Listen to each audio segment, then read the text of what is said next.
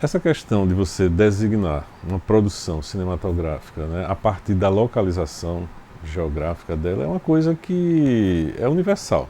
Né? Você tem o cinema, é uma linguagem universal. Você tem cinema no Japão, tem cinema nos Estados Unidos, tem cinema na Índia, tem cinema no Brasil. E você tem necessidade de enquadrar, né, sobretudo se você pensar a título de sistematização. Né? Qualquer sistematização que você vai fazer, agrupamento de filmes, enfim, você tem uma designação. O cinema que é produzido em Pernambuco desde o início do século XX, desde os anos 10 do século XX, é um cinema que tem uma marca que é evidente. Essa marca ela pode ser percebida nos cenários, na forma de representar a cidade do Recife, nos temas que são abordados, numa certa maneira de lidar com essa realidade, que é uma realidade estranha, dura e cruel da região, não é?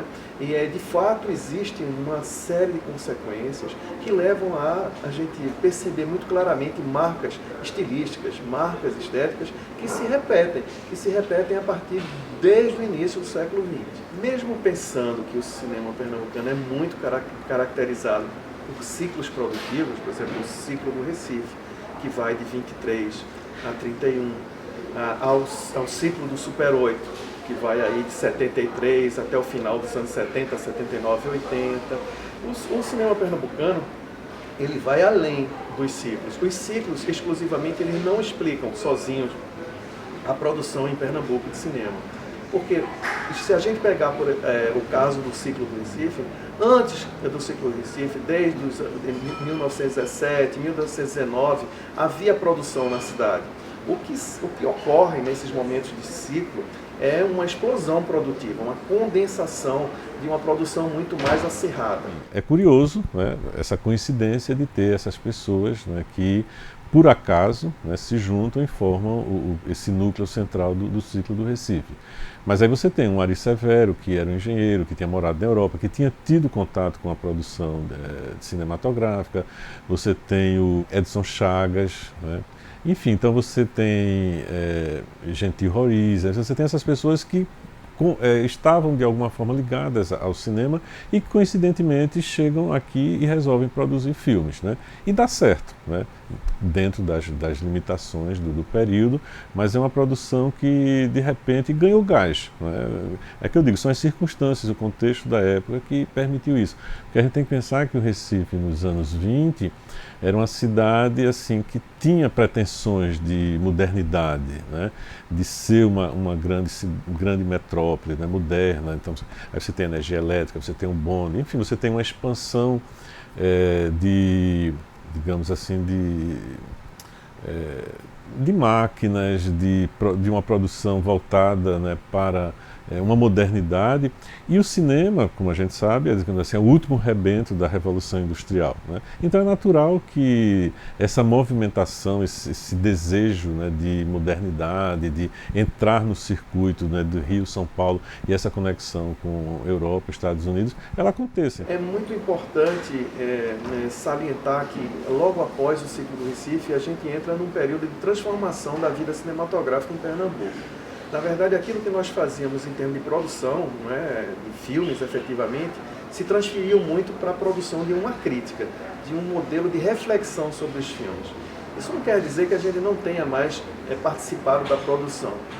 Nos anos 40, por exemplo, o Pernambuco já faz um filme sonoro, que é esse filme que é conhecido como O Coelho Sai, baseado numa canção de Nelson Ferreira, um compositor de frevos, que já faleceu. Mas esse tipo de ousadia de tentar fazer um filme sonoro em Pernambuco, numa época em que o filme sonoro ainda era muito difícil de ser produzido no Brasil, aponta para uma certa vontade que é instalada na cidade, um certo desejo de fazer filmes que vai além das próprias condições. Talvez o que faça digamos assim, essa colocação de momentos de ciclo é pelo volume de produção e pela unidade, né, desse acontecimento, desse evento, digamos assim, cultural. Porque o ciclo do Recife, assim, tem num período assim em que você tem ciclos regionais acontecendo em outras cidades pelo Brasil afora, mas o ciclo do Recife ele se caracteriza também por uma grande produção de de longas, né? Você tem aí um período de 10 anos, né? Quase 10 anos, você tem filmes de longa-metragem sendo produzidos, finalizados, chegando a serem exibidos. Você também tem uma produção de filmes documentários, né? Enfim, embora não fossem documentários dentro do que a gente considera o documentário contemporâneo, eram filmes, na verdade, registro de acontecimentos, de eventos, filmes feitos sob encomenda, né, institucional, mas assim, é uma produção significativa. Então você tem, e essas pessoas que compuseram o ciclo, elas estavam presentes, né? Você pegar Ari Severo, J. Soares, né, Edson Chagas, eles estão presentes em quase todo o ciclo, né? Então isso dá uma unidade, né, ao período. E o Super 8 também, né? O período do Super 8, nos anos 70, também você encontra, embora não seja assim, você não pode falar em movimento, mas ele tem uma característica também de ser um momento de grande produção e de unidade desses realizadores no sentido de promover a produção cinematográfica em Super 8, de participação em festivais, de discussão, de realização de debates, enfim, então tem uma movimentação. Uma grande amiga minha, educadora, professora da rede da Secretaria de Educação e também da Universidade Federal de Pernambuco, o nome dela é Astrogilda de Carvalho Paz de Andrade. Ela foi fazer mestrado em Michigan. Uma das primeiras professoras daqui que foram fazer mestrado nos Estados Unidos. Então ela me trouxe essa câmera e eu então comecei a usá-la porque estava, vamos dizer assim, em evidência essa bitola Super 8. No mundo todo, no Brasil e aqui no Recife, se falava muito, já tinha várias pessoas fazendo. Aí eu entrei nessa onda, entendeu? Eu nunca usei uma prancha, nunca fui surfista, mas eu gosto das ondas, as ondas imaginárias. Então foi graças a essa câmera que eu comecei a entrar no Super 8. Quando eu fazia qualquer coisa, já tinha dentro de mim corporalmente essa história de ver as coisas de um modo contraditório. E por isso eu nunca fui documentarista, porque o documentarista tem uma certa orientação de ser fiel à realidade, né? De ser realista. O que se chamaria, numa linguagem mais pomposa, de ser mimético, de ter uma imitação, uma conexão com a realidade. Então eu nunca fui documentarista e já por influências do Glauber eu começava a falar não só em contradições, mas em fricções. Nem é documentário, nem é ficção. É um mix entre o documento e a fantasia, entre a realidade e a crítica da realidade, entre o ideológico e o contra-ideológico, entre o avançado, o experimental e a caretice também absoluta. Sou eu. O que foi que houve de interessante em relação ao movimento de Super 8 de Pernambuco?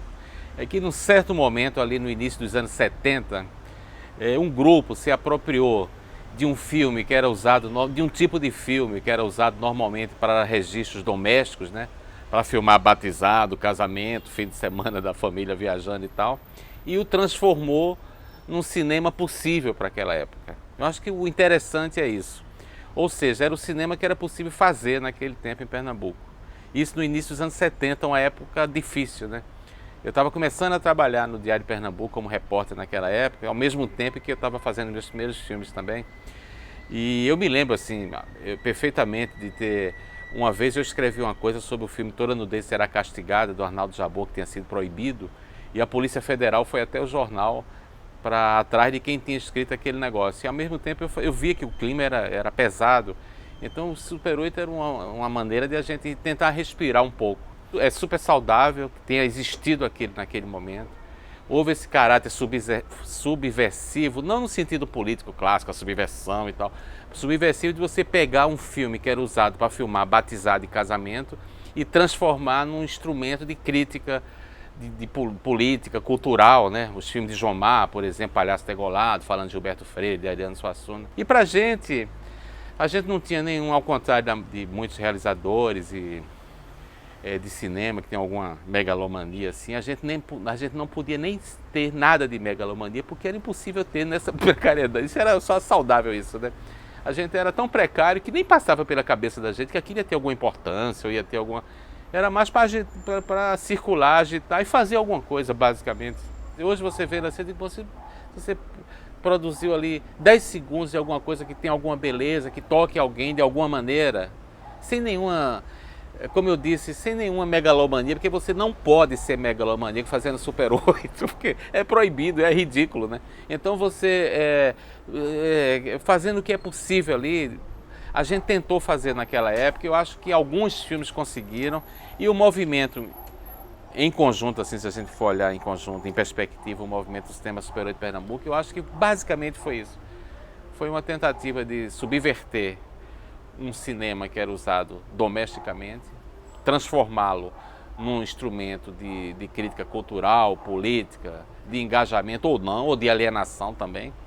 E principalmente isso, que eu acho que eu resumiria isso como um projeto de vida.